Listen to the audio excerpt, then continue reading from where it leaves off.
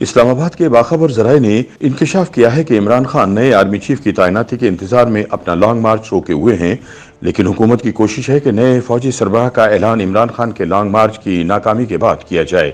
ذرائع کا کہنا ہے کہ تحریک انصاف کے چیئرمین اس انتظار میں ہیں کہ حکومت اپنی مرضی کا آرمی چیف لگائے اور وہ اسے ایشو بنا کر اپنا لانگ مارچ شروع کر دیں تاکہ جنرل قمر جاوید باجوہ کی طرح نئے فوجی سربراہ کو بھی دباؤ میں لایا جا سکے۔ ذرائع کے مطابق عمران خان کو یقین ہے کہ اگلا آرمی چیف ان کی مرضی کے مطابق نہیں لگے گا، لہٰذا وہ اس معاملے پر گند ڈالنے کا منصوبہ بنا رہے ہیں۔ دوسری جانب حکومت بھی ترپ کا پتہ اپنے سینے سے لگائے بیٹھی ہے اور اس انتظار میں ہے کہ عمران لانگ مارچ کا اعلان کریں تاکہ اسے جلد از جلد ناکام بنا کر نئے فوجی سربراہ کا اعلان کر دیا جائے۔ یاد رہے کہ عمران خان پچھلے کچھ ہفتوں سے نئے آرمی چیف کی تقرری کو متنازع بنانے کی کوشش میں مصروف ہیں۔ اس دوران انہوں نے جنرل قمر باجوہ کو نئے الیکشن کے انعقاد اور نئی حکومت کے قیام کے بعد تک عہدے میں توسیع دینے کی تجویز بھی دی تھی، لیکن حکومت کی طرف سے اس تجویز کو پذیرائی نہیں مل پائی، جس کے بعد جنرل باجوہ نے نومبر میں اپنی ریٹائرمنٹ کا اعلان کر دیا ہے۔ پاکستان جیسے ملک میں نئے آرمی چیف کی تقرری ایک غیر معمولی مرحلہ ہوتا ہے۔ اس تقرری سے کئی ماہ پہلے سیاسی اور سماجی حلقوں میں گفتگو شروع ہو جاتی ہے۔ نئے آرمی چیف کی تقرری کے ضمن میں عمران کئی بیانات دے کر اپنے اضطراب کا اظہار کر چکے ہیں۔ 12 ستمبر کی شب ایک نجی چینل پر انٹرویو دیتے ہوئے عمران نے کہا تھا کہ پہلے عام انتخابات کروائے جائیں، اس کے نتیجے میں جو حکومت منتخب ہو وہ نئے آرمی چیف کی تعیناتی کرے۔ عمران کے اس بیان سے میڈیا اور سوشل میڈیا اور عوامی حلقوں میں ایک نتیجہ یہ بھی اخذ کیا گیا کہ عمران موجودہ آرمی چیف کی مدت ملازمت میں توسیع کے خواہاں ہیں۔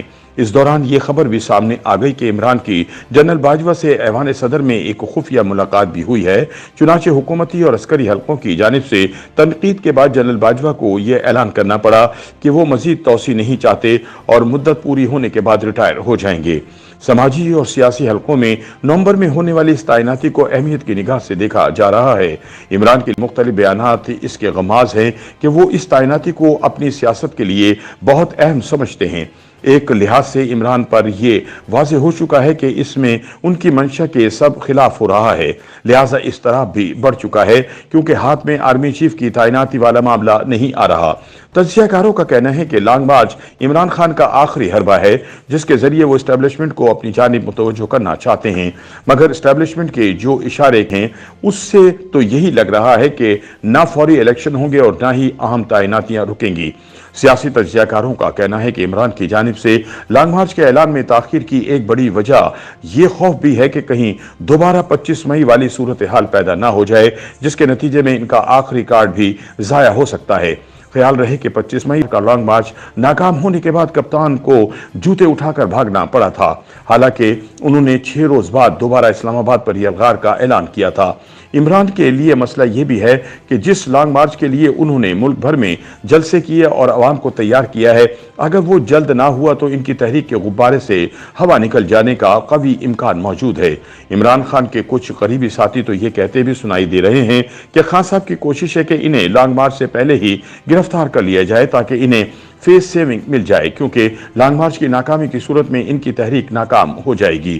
ذرائع کا کہنا ہے کہ عمران نے گرفتاری کی مکمل تیاری کر لی ہے اور پچھلے کچھ عرصے سے انہوں نے وہ کام بھی چھوڑ دیا ہے جس کی وجہ سے جیل کاٹنا ان کے لیے مشکل ہو سکتا ہے۔